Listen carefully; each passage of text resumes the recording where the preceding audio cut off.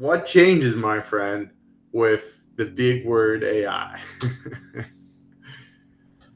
Fortunately, I'm not going to say everything changes. Some people would argue everything does change. It doesn't. The problem is still the same. It's just accelerated. All right. So I'll take a step back for a minute and not just think about this from kind of our world, but think about it from a vendor's perspective, right? And I've worked with some other technologies in the past that can try to understand weaknesses in a vendor's product, right? Some people don't want to know that, right? Some people might not want to know if there's a critical vulnerability in their firmware, because as soon as a vendor releases knowledge of this vulnerability, they're on the clock to fix it, and they obviously want to fix it with the announcement of the vulnerability. So unfortunately, what AI has done, there are a lot of AI tools now that can reverse engineer code without getting access to the source code, can find vulnerabilities in vendors' firmware or applications, and announce that vulnerability without the vendor knowing. Vendor doesn't want to do that. The vendor wants time to fix it before they announce it.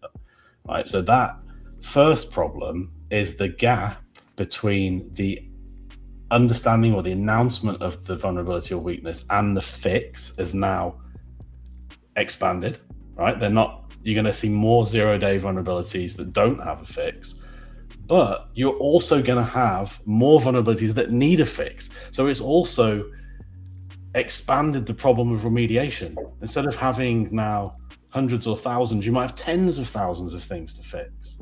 So what AI has done is accelerated the discovery of weaknesses, is accelerated vendors' need to provide updates and fixes, and increased, unfortunately, the problem for the end user who's having to fix this in their environment, because they now have an exponential increase in the number of updates they need to deploy. So fundamentally, nothing has changed. The problem is still the same. I've got a ton of stuff that I've got to fix. I need to understand where it needs to be fixed, when it needs to be fixed, and deploy those updates.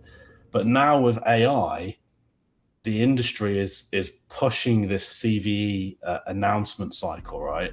Vendors are no longer announcing the CVE along with the fix. These tools can find the weakness before the vendor has an opportunity to release their update for their software. So it's going to be interesting to see how this pans out. We've already seen, if you look in the news, many acquisitions now of different vulnerability management tools with kind of AI, reverse firmware engineering type products, acquisitions of that nature, combining technologies. Again, a lot of these solutions are focusing on finding more and more problems. It just increases the problem of remediation, right? So it's going to be interesting to see how the industry moves, how the industry reacts. Another interesting conversation I had on this with a customer was, what is more important? Is it more important to understand the problem or fix the problem?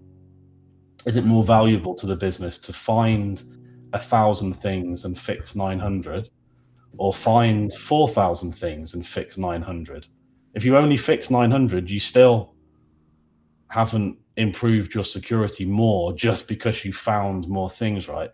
So the value is not in finding, the value is in remediating still. And this problem has been massively, exponentially increased now with the advent of AI finding more and more weaknesses. Again, we could probably have an hour on this, Paolo. Oh, yeah, absolutely. What